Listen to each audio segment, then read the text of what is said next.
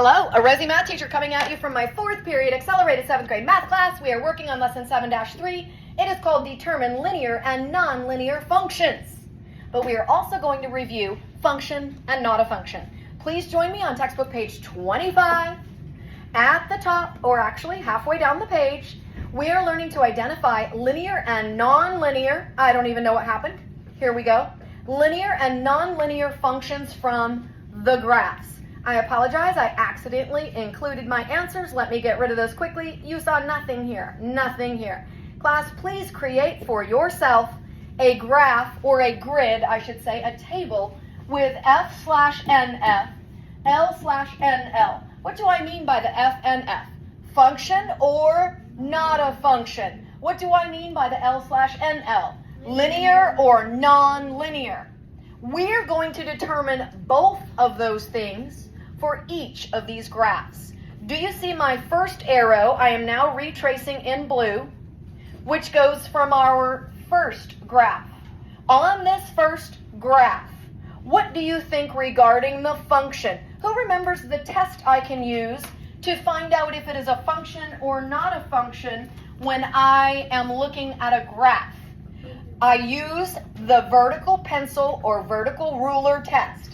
I take my ruler, I go along, and I ask myself, is the line passing only under one part of my ruler? Yes or no? Yes. Therefore, what did you guys write here underneath F or NF? Say it, please. F. It is showing a what? Function. Now let's check to see if that same graph is linear or nonlinear. Now that test is very simple. Does this line make a continuously straight line? Yes or no? Yes. Therefore, we will label it as being what? L for linear. Do I have any questions so far? Okay. So in this situation, frequently this does happen where it is a function and it is linear. Could it be sometimes that it is one and not another? Let's find out.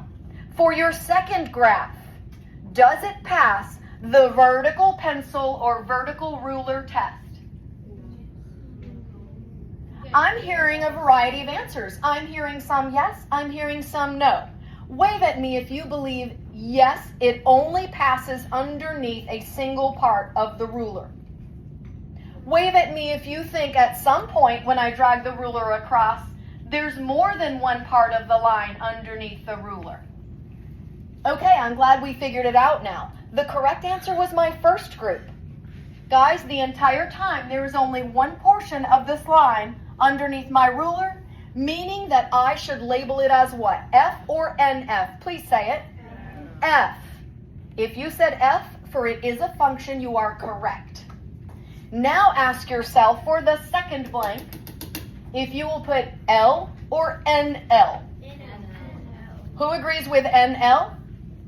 You are correct. Why? Because it does not go in a what?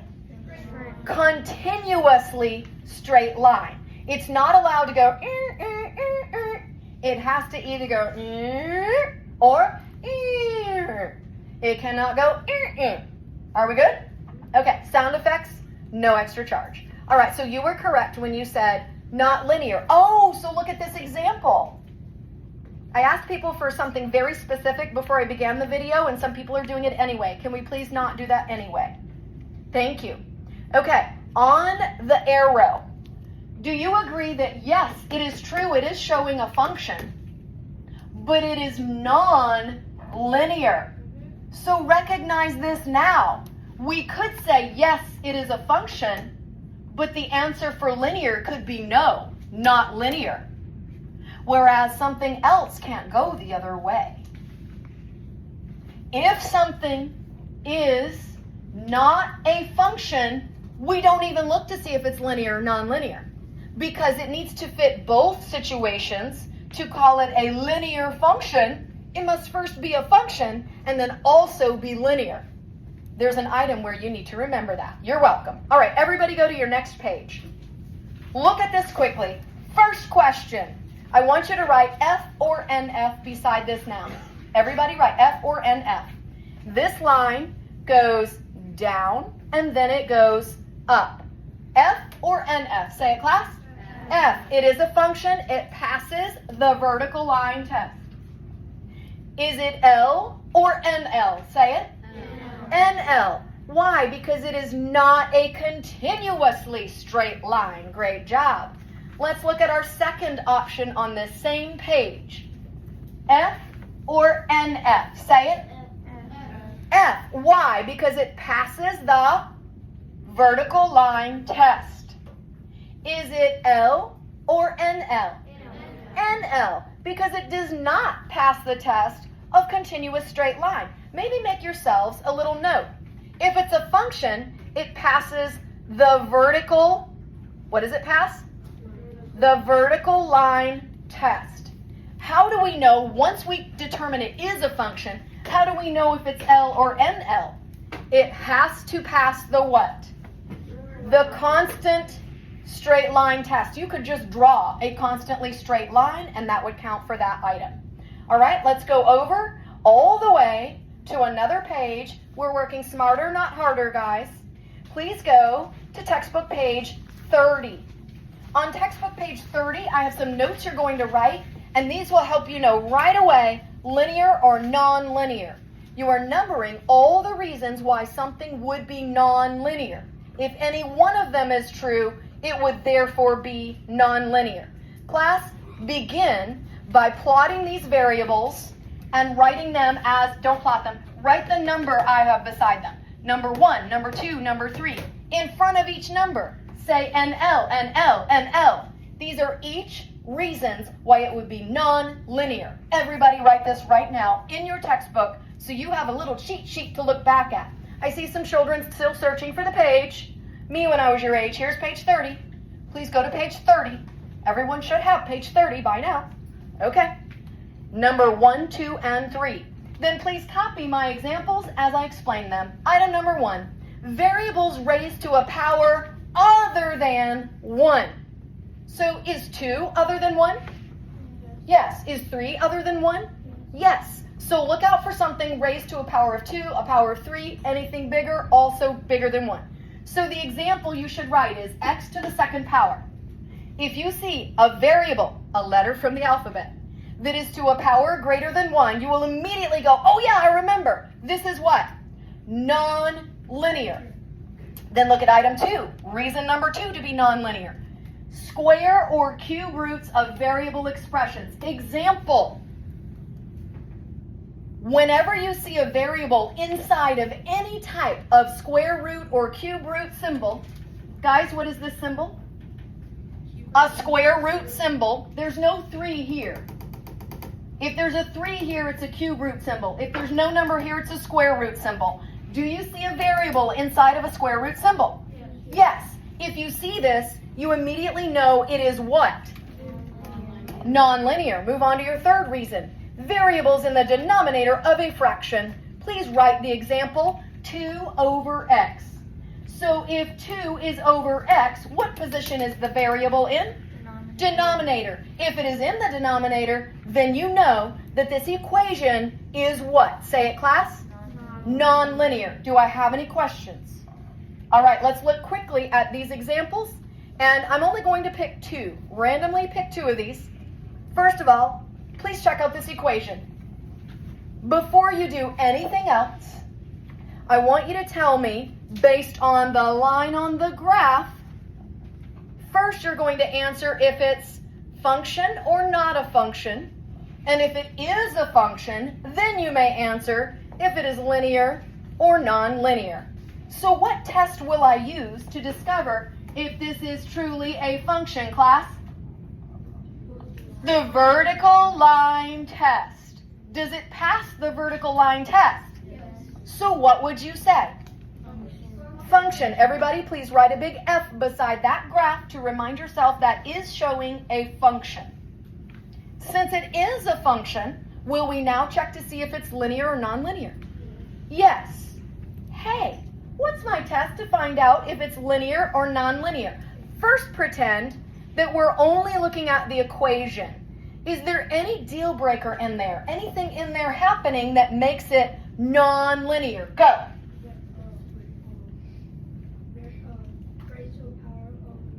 Okay.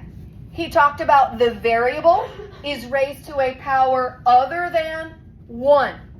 So class, do you agree? You should agree. Therefore, this is what? Oh, non-linear. Yep. They caught me. Sorry about that, guys. Okay, correct. Non-linear. Do we understand why it is non-linear when it contains a rule breaker, such as the variable raised to a second power? Okay. Could you also tell by the line on the graph? Yes, because it's not a what? Say it. It's not a continuous straight line. Do you see the word line inside the word linear? So if it does not make a continuous straight line, it is therefore not linear, also known as linear. You're welcome. All right, let's move over to the next item. I want you to practice the very first item for homework tonight. It is way over here on textbook page 35. Okay, I'm going to go a little faster than you can probably write, and that's okay. If you can write it now, that's fine.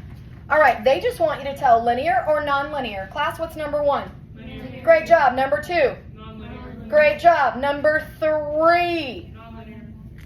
Okay, how can you tell so quickly? It's not a continuous straight line. Are you catching on? All right. Now with these, you would have to do something to determine if it's linear or non-linear with the number values. Do you remember to find rate of change, we would go values of changes in y over changes in x. If, as you do changes in y over changes in x, they keep being the same amount, you would say that it is therefore linear. But if it is not, you will choose non-linear. Guys, there's an easy way as well.